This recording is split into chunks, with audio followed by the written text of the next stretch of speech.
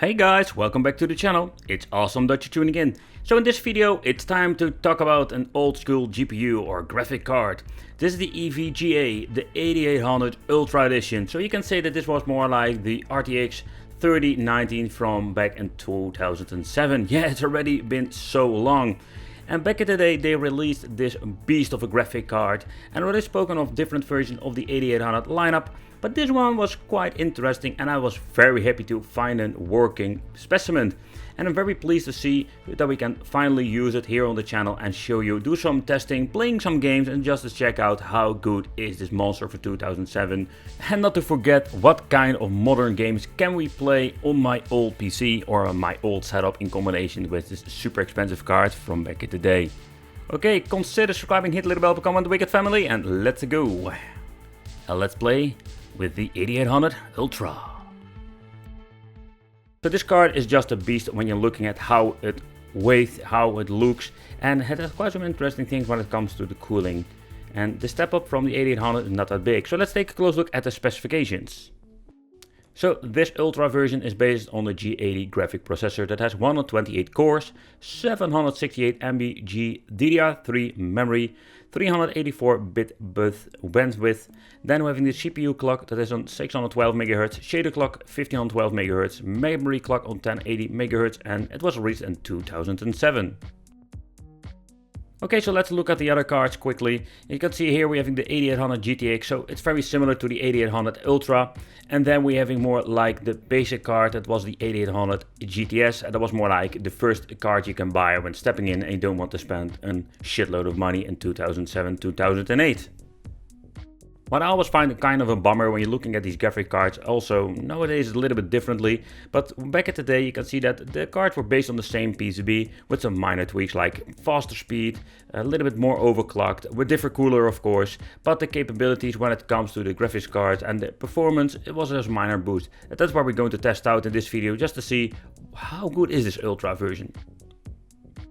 Okay, so we're going to not do a lot of testing of Blaze Rush or other indie games because with the GTX we had a very good performance, 60 FPS, full HD on high performance. Nevertheless, let's try one game just to show you again how good this old card can run modern indie games.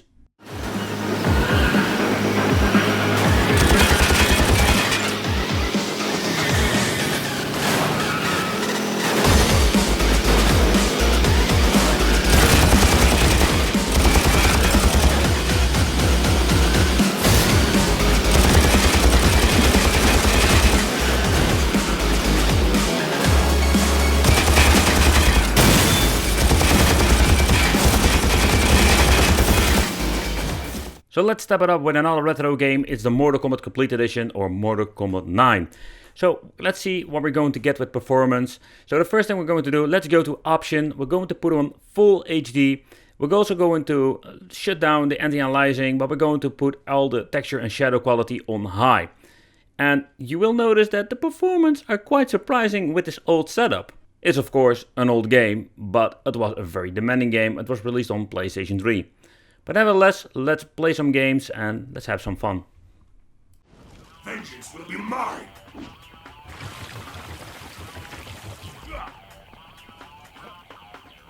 Round 1. Fight!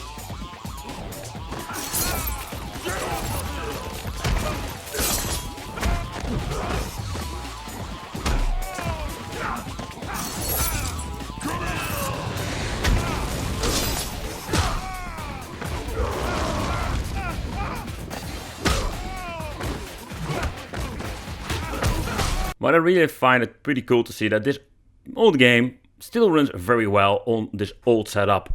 Nevertheless, with this combination, I find it always surprising what you can do with an old PC and an old graphics card. 60 FPS on high, full HD.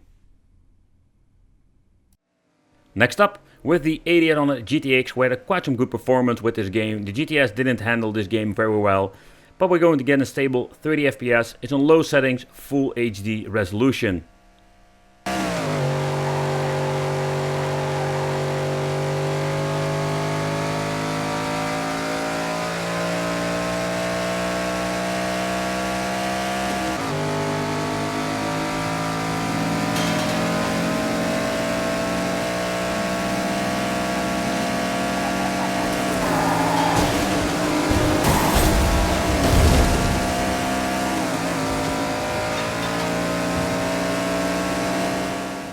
Another test I love to do is with Saints Row 4. Saints Row 4 was not really playable with the GTS and became a little bit playable with the GTX. But with the Ultra, here you can see that with the really demanding games, you will get more like an still fluctuating FPS, and it is playable. As you can see, it dips everywhere. Let's do the nuke attack and you will see it will get the same dip like with the GTX, because the Ultra is not a very big step up.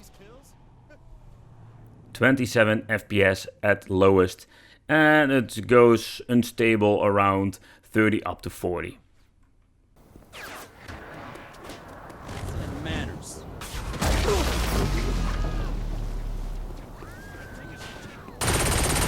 You won't live to regret that.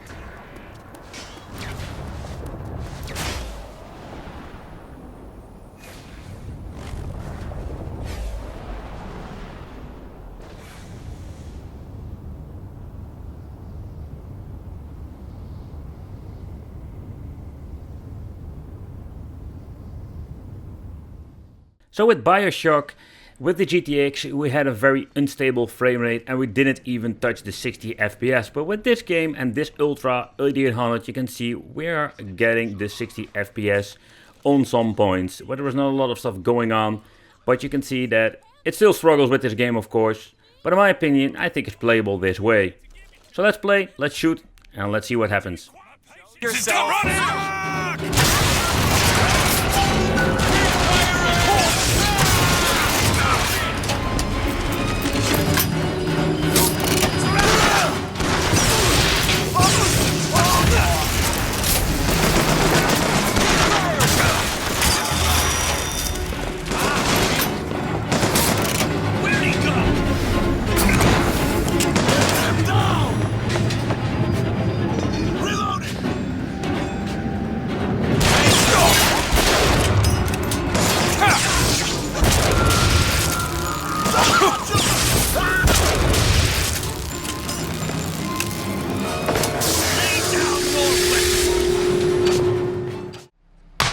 But does it run? Crisis!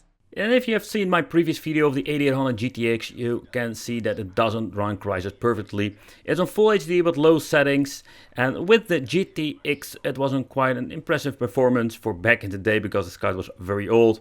With the Ultra we had a minor improvement, so you can see that we are hitting 60 FPS sometimes. But when you're going to play some more, you can see it struggles getting unstable 60 FPS with this game, and even with the 8800 Ultra Edition. Blindaje máximo.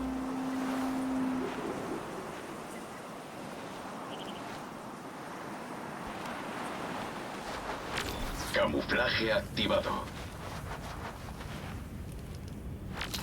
Blindaje máximo.